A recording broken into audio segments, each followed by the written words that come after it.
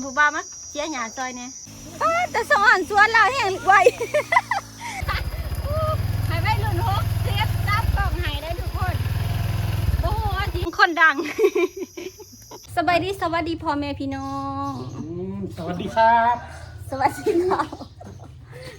มื้อนี้สิพายายวินออกไปกินข้าวปลาได้ทุกคนแต่ว่ามาเติมลมก่อนเนาะมาหาสั่งข้าวปลาได้เลยยังมีนักกินสินก้วนอ้อยมาเติมลมรถก่อนพี่น้องเมื่อวานนี่ก็เติมแล้วมื้อนี้มันเติมอีกจักว่ามันหัวบ่จังเนาะนั่นนะหมูกับพิวเบิดแล้วสิมาให้เราแปลกใหม่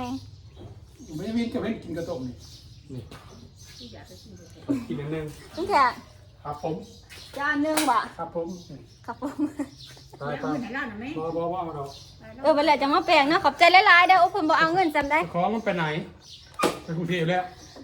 ไปทุกคนมาเบิ่งอุปกรณ์เราไป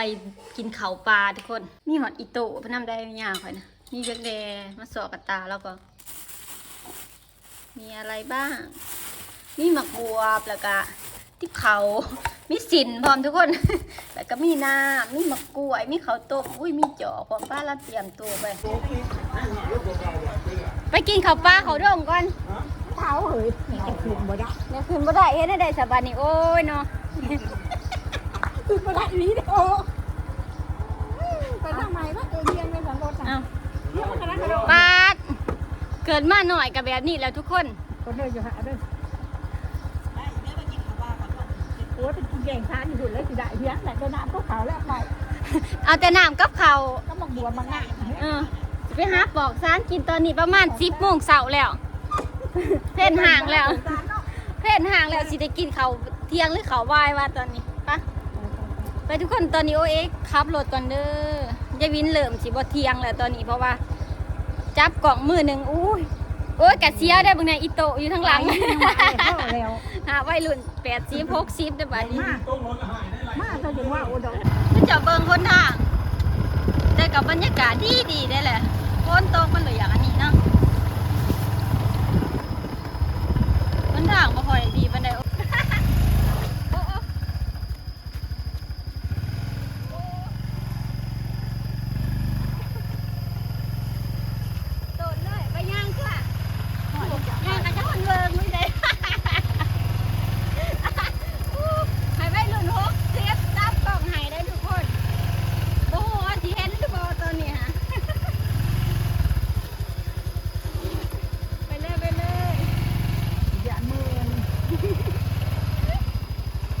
คิ้วรถค่ะเพื่อที่แล้วก็จะเปลี่ยนน้ำมันเกลือเรื่อยๆจะคิ้วเนี่ย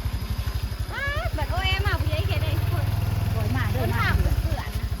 ก็บอกคอยมาค่อยไปค่อยมามันมาขึ้นแล้วเจ้าบ้านนี้มันบอกขึ้นแล้วนี้ถึงสักคนพอสวนแล้วทุกคนทนทางแบบโอ้ยบอกกาจับกันมือเดียวเลยบางหันหายไว้หลุ่น60ทายหายเป็นยังไงทุกคนเห็นบ่โอ้ยยังไม่ได้ตรวจเบิ่งขาเลยเนี่ยพอสวนเราปลูกข้าวปลูกทิ้งบอกฮัลโหลอีนางนี่อีไผ่โอ้ยมันนี่เนี่ยจ้าฮัลโหลผู้สาว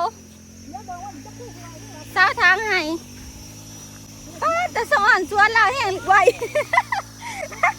ตกกระจายหมดเลยใครนี่บ่ได้เห็นแต่เฮิงที่เจ้ามาจนตกใจแล้วบังดูจ๊ะหันมาแบบว่าซีตาแว่นตาดำเสร็จแล้วพี่มาดูเถิดจ้ะนะดูมันแห้งลิคนเลยอยากอายจะแห้งลิเมืองโอ้เรื่องก็ฉันที่แว่นตาดำมาซะเขากันเลยทุกคนเจ้าผีไรอย่าค่ะมึงเนี่ยตั้งดูตั้งมันทุกคนถ้าจะสิมากินข้าวปลาอยู่สวนอันนี้โอ้ปูไม่ยากมากอ่ะแต่มันคัก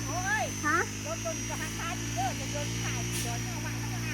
โอเคเดี๋ยวว่าไอ้เสียบอจังนะกับมึงอ่ะเนี่ยว่าไอ้เสียรถแต่คือบอกพี่เขามาเปิดประตูออกแล้วพี่เขามาโอเคเดี๋ยวไปเอารถก่อนจ้ะไม่ยากข่อยมาหัวละเสียตอกซานเลยได้ทุกคนไปแล้วบ๊ายบายเจ้าหน้าเขามึงอ่ะ ไปทุกคนตอนนี้กสิมาเบิ่งวัยรุ่น70ได้บาดนี้วัยรุ่น60ผ่านไปแล้วเนาะ บ่กล้าเข้าใกล้ได้แล้วมีจักย่านเลยบ่ไปดอกบ่ไปดอกแล้วตัดหญ้าอยู่แล้วไปกวดแล้วสิตัดหญ้าเดี๋ยวขี้ฝุ่นขี้เพยผงมาใส่เดี๋ยวตาจะบอดนะเธอปาดยอมใจวัยรุ่น70ดิ เมื่อยบ่ บอกมวน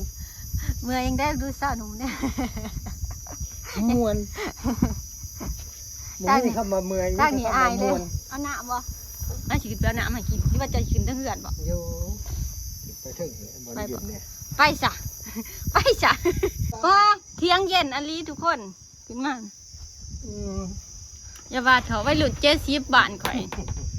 ดูก็วัยรุ่นอีกเด้อสิบอกให้เบิ่งดูหาสวนยางแล้วหมากใหญ่นึงฮายใครหน้าเนี่ยผู้สาว มาเด้อทุกคน มาเสียหยาซอยเนี่ย มาเสียหยาซอยผู้สาวเนี่ยเด้อทุกคนผู้หน้าป้าโหยายวินเราไปนะพี่เจ้าเห็นบ่งุ่มอยู่ชุ่มจนสุดเลยได้นี่แล้วไปหาปอกซานนี่สวนยางเรากวางคักลีทุกคน2บ่ป้า2 เฮกตาร์ ฮะทับกลางอะไร วัยรุ่น60กับวัยรุ่น70บอกกันทุกคนเจอกันกวกๆอยู่ วัยรุ่น60ไปหาปอกเตา อันนี้วัยรุ่นนี่จะใส่แว่นตาดำนะจัก10ก่อนยะมันวัยรุ่น50นะอันนี้วัยรุ่น50นะเจี๊ยหญ้า60ตัดหญ้า70ตัดหญ้า60ไปปอกซาน ส่วนวัยรุ่นซาป่าดินั่งให้กำลังใจ ไว้กี่แขวซะทุกคนออกมาแล้วบ่ปาดทุกคนผลงานวัยรุ่น60ข่อยนะคะกะลีได้น้อยหนึ่งได้เบี้ยแม่ต้าวอันนี้นะแม่ได้ต้าวแล้วก็ซาดน้ำแล้วพักพรซะก่อนแล้ววะ พักแห้งรีวัยรุ่น50นะ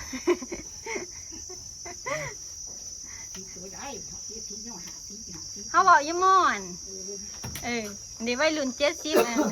อันนี้วัยรุ่น70เนี่ยไปผู้บ่าวมาเสียหญ้าซอยเนี่ย เอาเลยเสียอย่าง อัน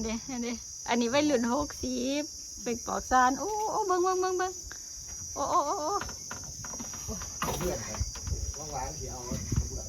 อ้บรรยากาศคักแห้งดีทุกคนนี่พักพรช่วงเวลาพักพรพักเบรกแล้ววะ มาทุกคน วัยรุ่น60เราไป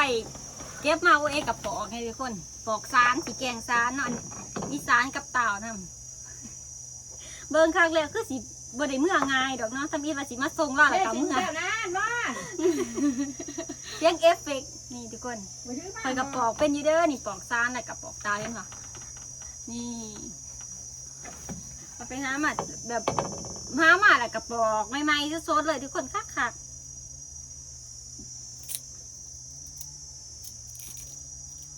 นี่ค่อยกระปอกเป็นอยู่นะ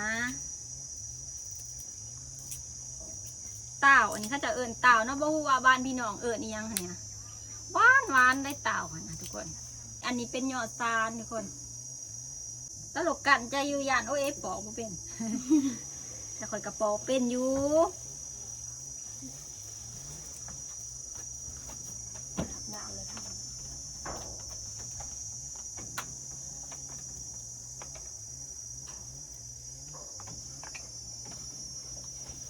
นี่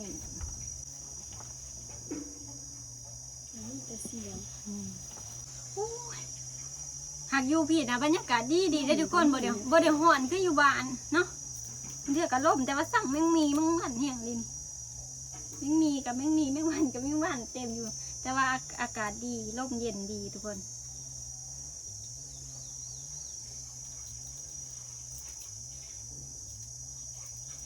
ปอกซานไว้แกงเนาะ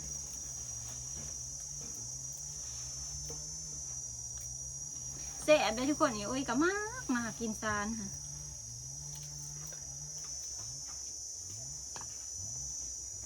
ร้อยเถื่ออยู่ดีมีแห้งสิมาหาแกงก่อน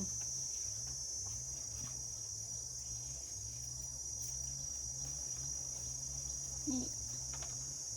บอกแรกก็ได้บัวลายนะแต่วันนี่ตัวสักก็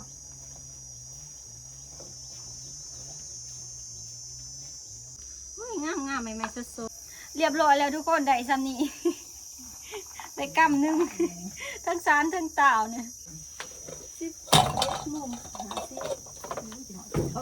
เดี๋ยวนี้อันดา ขนาดตอนที่ยังตัวนะ เดี๋ยวสะให้ชิมอะไรเลยสาพอดีพอดีเอาอันนี้แล้วเลยนี่ทุกคนตอนนี้กับปอกซานเรียบร้อยเลยอันนี้พอกระปอกเป็นปอกซานกับเต่าเดี๋ยวก็มีเห็ดขาวนำแกงใส่กันแนวละเล็กละน้อยพอดีโอเอมีนัดมือดีหันนะเดี๋ยวสินัดกับไพ่กะรอไปเบิ่งคลิปหนาเด้อทุกคนเดี๋ยวเอสิถ่ายคลิปไว้มีคนสิมาเบิ่งตัว จะมาดูตัวค่ะ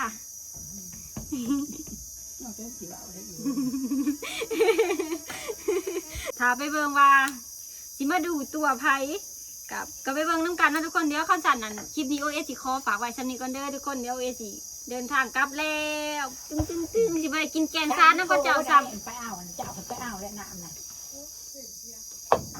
อ่ะเรียบร้อยโอเอค่าลีลาอยู่ ไม่ยากใส่ไปเอาหนามันยังจนคนอื่นไปเอาแท้ดันตอนนี้ คือว่าลูกกระลาง โอ้ยเดี๋ยวทุกเจ้าว่าสิเมื่อกับเลยเมื่อจักเถื่อ มาเบิ่งคนดัง ให้ดีเลยแล้วก็กินเขาได้ป่ะนี่นี่ เจ้านะ แกงเอียงเกาะแกงซานเนี่ยทุกเจ้าโอ้ยบ่ได้เมื่อดีแต่ข่อยมื้อนี้เนาะนี่เด้เต่ากับเต่าซุกเซินเดี๋ยวอู้คักเลยทุกเจ้าออกก็โทรศัพท์หอน กินข้าวปิกนี้กินข้าวปลาของยายวินเนาะมื้อนี้ก็ได้พายายไปกินข้าวปลา ปลาลี่ล้อแล้วอยู่ปลาลี่ล้อ ปลาลิ้นในปลาย่างนี่แค่หน่อยกับใหญ่นี่ปลาย่างคางคอกงัวนี่เด้อ คางคอกงัวอุ้ยกลับอลีเลยทุกคนกลับอลีบัดนี้ กลับอลีกลับแล้วเด้อบัดนี้เด้อทุกคนไว้พ่อกันคลิปหนาเด้อจ้าบ๊ายบาย